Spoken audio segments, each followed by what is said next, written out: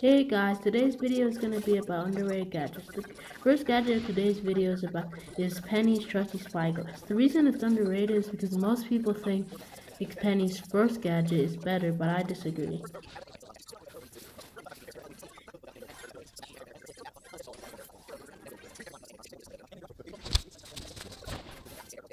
I personally think it's better because it can deal more damage and you can also hit more enemies.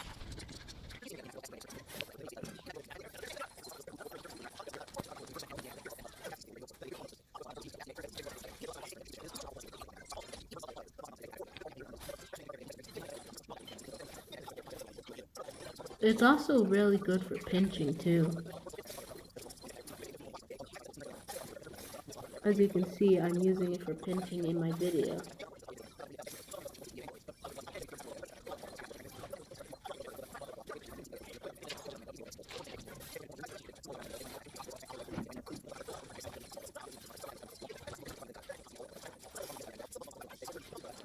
It also has a short gadget cooldown, so it also makes it pretty good too. All in all, I think it's just a better gadget overall, as the first gadget can only really block you, and it can't really help you with any damage. It's only really used as a defense, and you can already use your super for defense. And then use your gadget, and you can basically unload onto the enemy. So I really don't understand why you need the other gadget for defense when you can use the Master Blaster star power.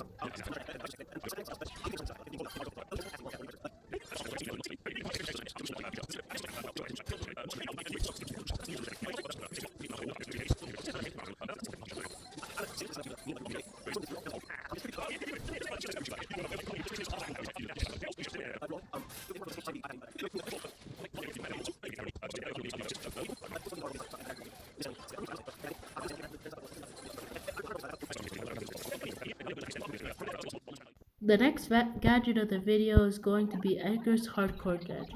Now for a good amount of time, Let's Fly was actually considered the better gadget. I think this gadget is good because it allows Edgar to survive from damage dealers and tanks. As you can see, I literally just landed on that Shelly with my gadget and I was actually able to survive and take her out. But if I didn't use my gadget, I would actually die there. Now I know most people consider Edgar's hardcore gadget way better than his Let's Play gadget, but for a while, when his hypercharge released, people thought it was broken. So honestly, I think nowadays that Edgar's hardcore gadget is just a better pick, and I think if you're using the Let's Fly gadget, you should honestly consider using the hardcore gadget. The third gadget we're covering is Moe's Rat Face. I think this gadget is good because you can use your super and you can basically use this gadget and then you can basically just dash up on enemies and your super already kind of does a decent amount of damage, so I think that's why it's good. You can also use it when you're just about to get out of your super so you can get close to an enemy and deal good DPS on them when they're low. While the other one only helps you get your super, and honestly, it's honestly not really that hard to get most super with the damage buff that I received a while ago.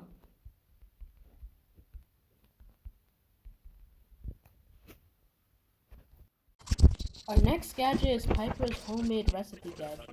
Uh, the reason why I'm talking about this gadget, as I know a lot of people consider this gadget better, is because for a while the other gadget was better, especially even in 2025. But after it got a nerf, which means it couldn't slow back people you push, it has kind of become the worst gadget. And now I think this gadget, even though it isn't underrated anymore, it was underrated for a certain amount of time. And I think there is more use you can get out of this gadget, as it allows you to hit your Piper shots better, and it will also allow you to get your super, which means if a person comes up close to you, you can use your super to push them back and basically defeat them. So really, you don't need the other gadget to push them back, when you can just use this gadget to get your super. Our next gadget is Carl's Heat Ejector gadget. The reason I think it's better, and also the reason I think it's underrated, is because for a long time people considered his flying hook gadget to be better, but after the gadget rework, This heat ejector gadget has been considered to be better, and I agree. The reason why I think it's better is because it just allows you to pinch and get your super or just control area, which allow which allows you to basically stop the opponents from going into certain places, which allows you to pinch with your teammates and take them out and make it a 2v3, which makes it easier to do the objective. It also allows you to combine this with your super to make basically a hypercharged super. In my opinion, that's why I think this gadget is better. The next gadget we're covering is Cordelia's replanning gadget. His other gadget, the poison mushroom gadget, can be better in some situations and maybe in showdowns, but I think this gadget is just way better because you can use it to jump near enemies and then use your super, and then you're basically now in your shadow realm and they can't really do anything, and it secures a free kill.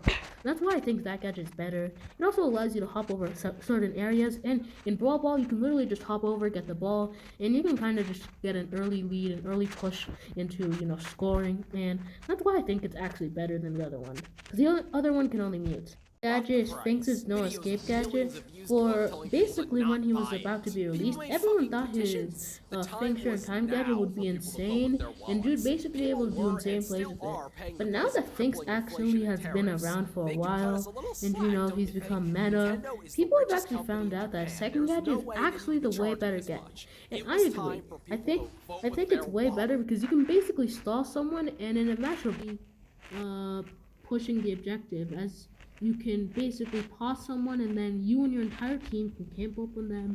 Then you can basically do a lot of damage and then they'll immediately be dead, and the other team will have to wait for them to respawn. It also, since it is just a regular shot of things that stops people in time, you also get your super from it. All in all, I think it's a pretty good gadget. Thank you for making it all the way to the end of the video. If you want to, you can like and subscribe, and if you don't want to, that's okay. I'm just happy that you've enjoyed this content, and I hope you have a good day, and if you aren't, I hope you have a good day tomorrow.